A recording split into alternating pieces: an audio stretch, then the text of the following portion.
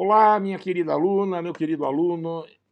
Esse momento é solene. Nós estamos iniciando a última aula assíncrona deste sinistro ano de 2020. Final do mês de março, começava a pandemia, o processo de ensino teria de ser modificado drasticamente e assumimos essas aulas remotas, que agora então estão se encerrando. Eu fico emocionado, curioso até por saber quantos estarão me ouvindo, né? A gente sabe que nesse final de ano diminui a quantidade de alunos, alguns já escaparam, não precisam da recuperação, apesar de que a liberdade para assistirem essas aulas sempre terão, né? E outros talvez, mesmo tendo ficado em recuperação, eventualmente estejam confiando no próprio esforço.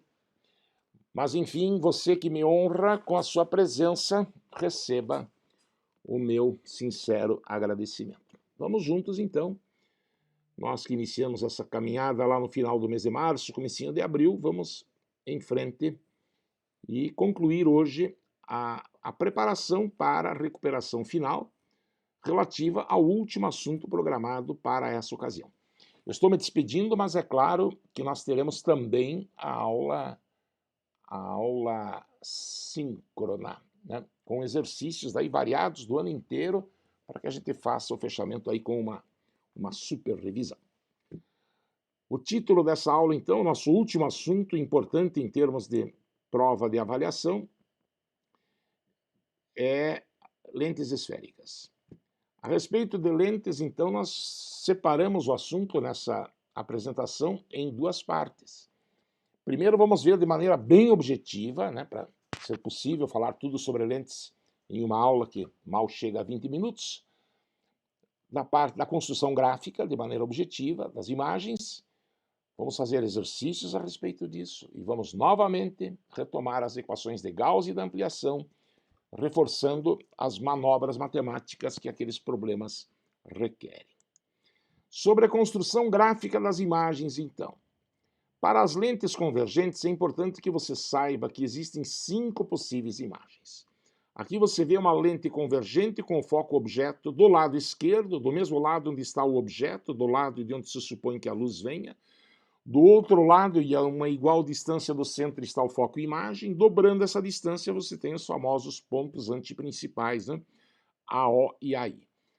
Esta imagem, essa figura, eu confesso, mentalizei. Me recuso a usar o verbo decorar, porque eu consigo ver bem o caminho que a luz faz e que explica essas diversas imagens. E eu peço que você faça o mesmo, de preferência não apenas olhando, mas também fazendo o desenho com caneta ou lápis e papel. Então, quando o objeto está além do ponto antiprincipal, nessa posição número 1, o raio que incide paralelamente ao eixo desvia-se na direção do foco imagem que está do outro lado. E embora não esteja desenhado aqui para não tumultuar a figura, o raio que passa pelo centro óptico não desvia. A interseção vai dar aqui no ponto 1'. Então, para este objeto, aquela é a imagem. Como você vê, ela é real, invertida e menor. Olho humano, a imagem forma-se assim na retina. Máquina fotográfica, xerox com redução, são exemplos práticos dessa construção que nós tivemos nas aulas normais. A segunda possibilidade, se o objeto estiver sobre o ponto antiprincipal, novamente, raio paralelo ao eixo desvia-se na direção do foco, raio pelo centro não desvia, agora o encontro dos raios emergentes se dá no ponto 2'. A imagem se forma exatamente sobre o outro ponto antiprincipal. E é fácil ver que agora ela é real, invertida e igual. Tá? Xerox com tamanho normal seria um exemplo de posicionamento da lente entre o original e a cópia, né, que vai ser reproduzida, impressa, seria um exemplo de aplicação desta construção. Quando o objeto é colocado na posição 3, isto é, entre o ponto antiprincipal e o foco, o raio paralelo ao eixo passa pelo foco e o raio pelo centro não desvia, vai dar interseção aqui em 3' agora, além de aí. A imagem agora é real, invertida e maior. Onde que a gente tem esse tipo de construção? No projetor de cinema, no projetor de slides, onde o slide é colocado de cabeça para baixo para que a plateia veja a imagem no anteparo, né? Aqui coloca-se o anteparo para que a imagem seja projetável. Somente as imagens reais, aquelas formadas pelos raios realmente emergentes e não os seus prolongamentos, é que podem ser projetadas. Se o objeto estiver no foco, posição 4, raio paralelo ao eixo desvia-se na direção do foco e o raio pelo centro não desvia, você notará que esses raios emergentes serão paralelos. Este que ligaria 4 com O não está desenhado, só para não tumultuar a figura. No outro slide você terá a figura mais detalhada. A imagem então se forma no infinito. Se você colocar uma tela, vai ver apenas um borrão, uma região mais iluminada sem nenhuma nitidez. A imagem se diz então imprópria. Em 4 linhas, diz aqui na legenda, isso seria no infinito. E finalmente, um objeto no foco, imagem no infinito. E finalmente, quando o objeto estiver entre o foco e o eixo e o centro óptico da lente, o raio paralelo ao eixo desvia-se na direção do foco, o raio pelo centro não desvia, e nós vamos ter a interseção dos prolongamentos dos raios emergentes aqui na posição 5'. Essa imagem agora é virtual, porque ela é determinada pelos prolongamentos, é ampliada, é maior do que o objeto, e é direita, né? Então, virtual, direita e maior são as características da imagem neste ponto, onde a lente estaria sendo usada, então, como lente de aumento, como lupa. Na imagem seguinte, justamente porque esta figura pretendeu ser uma aglutinação das construções e por isso pode não ter ficado muito clara, as mesmas imagens são mostradas uma a uma, valendo aqui rigorosamente os mesmos comentários para essas 5 possibilidades de imagens na lente convergente. Já na lente divergente, que é aquela lente do olho mágico, aquela lente que corrige a miopia, só há um tipo de imagem. Veja só, no caso da lente divergente, o foco imagem fica do mesmo lado onde a luz vem, aqui chamado de F2, do lado esquerdo. De modo que quando o objeto é colocado numa posição qualquer, o raio paralelo ao eixo desvia-se na direção desse foco. Lembre que a lente é divergente, então o leque se abre e não se fecha, por isso o foco imagem não é o F1, é o F2, tá? Essa é a diferença. E o raio que passa pelo centro não desvia. Então a imagem estaria aqui, como você vê, direita e menor do que o objeto, e também virtual, porque ela é determinada pelos prolongamentos dos raios emergentes. Então, as características da imagem na lente divergente, você viu quais são? Menor, direita e virtual. Lente divergente não dá imagem real jamais. Se você quer projetar uma imagem numa tela, como no cinema, como no projetor de multimídia na sua sala de aula, como no cinema, você não pode usar lente divergente, porque lente divergente só dá imagem virtual, e imagem virtual não pode ser projetada. É como no espelho convexo. Me divirto no Natal. Bola da árvore de Natal é o exemplo mais familiar de espelho convexo. Menor, direita e virtual são as características da imagem, do único tipo de imagem possível para um objeto real numa lente divergente. Como é que esse assunto poderia cair? A construção gráfica das imagens. Na forma de testes, vamos fazer 2 exercícios aí, testes de vestibular. Bem bolados até, olha só. Teoricamente simples, né? Porque não tem cálculo nenhum. A figura mostra um objeto O, uma lente delgada convergente L e seus focos F e F'.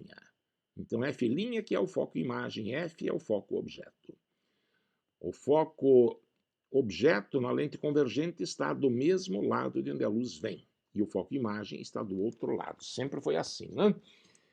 E o trajeto de 3 raios luminosos, 1, 2 e 3, que partem da extremidade superior do objeto. Dentre os raios traçados, qual ou quais estão corretos? Vejamos, o raio número 1, estou vendo aqui, é o raio que incide na direção do foco objeto. Será que ele se desvia na direção do outro foco? Isso não existe. Raio que passa pelo foco desvia-se na direção do foco, não é esta a regra, não. Qual é a regra? O raio que passa pelo foco emerge paralelo ao eixo principal. Esse seria o caminho correto. Então o raio 1 está errado. Tá? O raio número 2, eu estou vendo aqui, é um raio que incide na direção do foco-imagem. Tá? Eu não poderia admitir que ele segue paralelo ao eixo, porque, como eu já disse, é o raio que passa pelo foco-objeto que sai paralelo ao eixo. No caso, o raio correto aqui, repare, é o raio 3, ele que está de acordo com a nossa linguagem, não é? Raio paralelo ao eixo desvia-se na direção do foco-imagem. Este raio que segue na direção do foco-imagem teria de se desviar mais, porque a lente é convergente, seguiria para um outro lugar, sei lá, para cá, mais íngreme o caminho dele.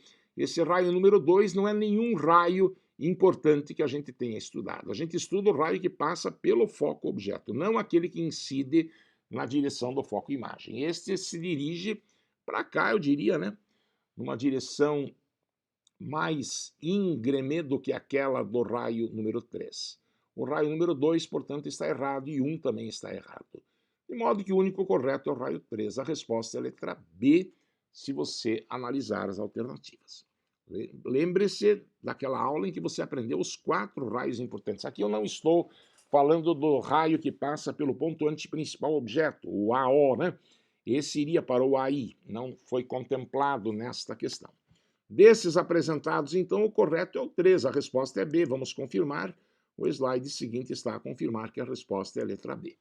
Então veja que essa história de construção gráfica das imagens, mesmo que o vestibular não permita o uso de régua, de esquadro na primeira fase, ele pode perfeitamente cair na forma de questão desse tipo ou daquela que virá agora. Outra questão sobre o mesmo contexto. Será que você lembra? A resposta foi dada agora há pouco, enquanto eu falava naquelas múltiplas possibilidades das imagens nas lentes. É possível projetar sobre o anteparo a imagem quando ela for fornecida por... Lembre-se que imagem, para ser projetada, tem que ser real. E lembre-se também de que imagem real é sempre invertida. Lembre-se também que na lente divergente a imagem é sempre virtual, por isso jamais projetada. E na lente convergente a imagem pode ser real ou virtual, depende de onde o objeto está. Quando que a imagem é virtual na lente convergente? Naquele desenho número 5, se for o caso, reveja lá, quando o objeto está entre o foco e a lente. Nesse caso, ela não pode ser projetada ainda que a lente seja convergente, porque ela é uma imagem virtual. E é claro que a imagem imprópria também, com objeto no foco, né, não se projeta. Então, onde que a imagem pode ser projetada? Só na lente convergente, o objeto ou além do AO, ou sobre o AO, ou entre o AO e o F. Foi o que nós vimos, os 3 primeiros desenhos do primeiro slide. Vamos identificar uma dessas situações. Geralmente é o caso do raio número 3, né? Aliás, a posição número 3, quando o objeto está entre o ponto antiprincipal e o foco. É o exemplo do projetor de slides que eu falei agora há pouco. Esse é o mais comum. Mas vamos ver entre as alternativas. É possível projetar sobre o anteparo a imagem fornecida por uma lente divergente? Jamais. Lente divergente não dá imagem real, só dá virtual, por isso não se projeta. Uma lente convergente para um objeto real situado entre o foco e a lente? Não! Quando o objeto está entre o foco e a lente, a imagem é virtual direita e maior, é lupa, lembra? É o desenho número 5 das lentes convergentes. Essa posição não gera uma imagem projetável. Agora, uma lente convergente com objeto real colocado entre o foco e o ponto antiprincipal, aí sim, não é? É o exemplo da posição número 3, daquele objeto 3 que a gente colocou no primeiro slide. É projetor de slides, é projetor de cinema. Letra D, uma lente convergente, objeto real qualquer posição, não, porque no foco, entre o foco e a lente, não vai dar imagem real. E qualquer tipo de lente para qualquer posição também não. Não é qualquer tipo de lente que dá imagem projetável, não. Concorda? Então qual é a resposta? É a letra C de silêncio. Não, que C de silêncio? Para, professor, silêncio com S. C de cebola. Legal? Então prepare-se. Construção gráfica das imagens nas lentes é importante. Vai cair na prova, não tenha dúvida disso. E também vai cair, não tenha dúvida, alguma questão sobre as equações de Gauss e da ampliação. Já tivemos recentemente, se eu não me engano, essa já é a terceira vez que eu estou falando isso para vocês, porque é importante mesmo. Então, para finalizar lentes. Lembram das equações de Gauss e da ampliação? Para isso, precisa saber que a distância focal de uma lente, aí não importa o tipo, representa-se por f minúsculo, a distância do objeto até a lente por p, da imagem até a lente é p', não é? A altura do objeto é O e a altura da imagem é I. Gauss demonstrou que 1 sobre f é igual a 1 sobre p mais 1 sobre p', e a ampliação, razão I sobre O, quantas vezes a imagem é maior que o objeto, é igual a menos p' sobre p.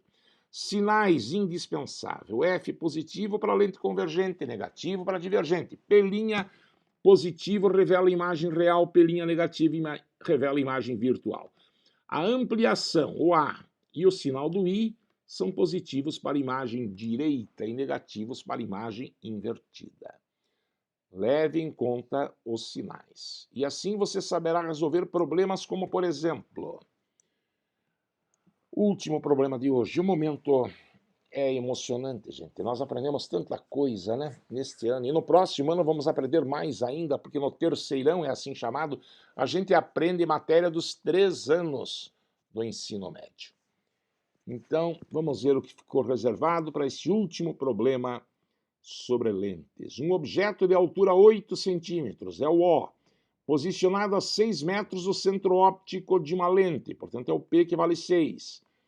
De 5 metros de distância focal, então F é 5, mais 5, porque a lente é convergente. Determine a que distância da lente está a imagem, que é o P', quer dizer, onde que eu devo colocar o anteparo para ver a imagem, a altura da imagem e a ampliação, quantas vezes a imagem é maior ou menor do que o objeto. Então você tem O, você tem P, você tem F, que é P'. Se você entrar na equação de Gauss, quem tem F e tem P, calcula P', assim responderá o item A. E depois, entrando na outra fórmula, calculará também o I e o A, que também são pedidos. Não é? Não parece ser difícil. Vamos ver? Começamos então por uma facada igual uma paulada mais uma pauladinha. No lugar do F da equação de Gauss você coloca 5, no lugar do P você coloca 6, foram dados.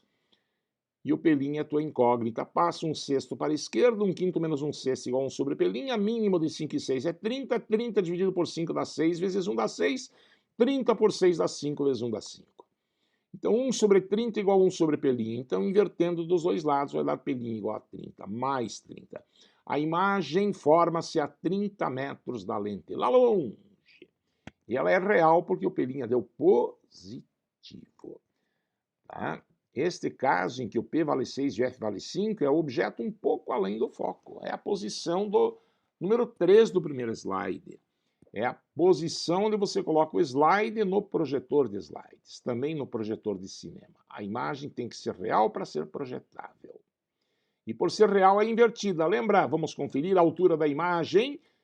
I sobre O igual menos P' sobre P. O I você não sabe, o O vale 8. 8 centímetros foi dado. Igual a menos o P' da fórmula vale 30, acabamos de achar, e o P vale 6, foi dado. 30 por 6 dá 5, menos 5 vezes 8 dá menos 40. A imagem tem 40 centímetros, quando o objeto tem 8. E é invertida, né? Então, a altura da imagem, você responde 40 centímetros. Esse menos é a informação de que ela é invertida. Portanto, a ampliação é quanto? A ampliação é quantas vezes o I é maior que o O. Então, você divide o I pelo O. O I vale menos 40, né? Acabamos de encontrar. O O vale 5, então menos 5. Esse menos 5 para ampliação significa que a imagem é 5 vezes maior do que o objeto. E é invertida. Não é legal isso? Eu não preciso ter a lente na minha mão, até tenho aqui, né? Se alguém me disser qual é a distância focal, e nós já vimos como determinar isso, né? Até mirando a lupa para o sol, onde tiver o palito de fósforo que taca fogo, lá está o foco, você consegue fazer a previsão desse tipo de coisa. E já sabe como é que as coisas vão acontecer. Não é legal isso? A física que nos emociona todos os dias, porque confirma, através da sua teoria, aquilo que na prática nós também podemos muitas vezes confirmar. Digo muitas vezes que tem aquelas situações ideais, né, onde se supõe a ausência disso, a ausência daquilo, mas a física explica maravilhosamente bem a natureza. Isso que é física, é o estudo da natureza, a explicação dos fenômenos da natureza. 20 minutos de aula é mais ou menos o tempo que a gente previa. Eu fico muito grato por ter sido honrado pela sua atenção até esta última aula. Não me faça sentir sozinho. Se você assistiu essa aula via YouTube, deixe um comentário lá, professor, aprendi muito de física esse ano. Essa é a melhor notícia que eu poderia ter. Ou então, professor, eu acho física muito difícil, mas eu estou me esforçando, vou aprender. Deixe a sua mensagem, a gente precisa saber como que o recado está chegando até você. Seja feliz, espero revê-lo em breve, mas sem despedidas, afinal temos a aula síncrona que ainda deverá acontecer. Muito obrigado, forte abraço, até breve.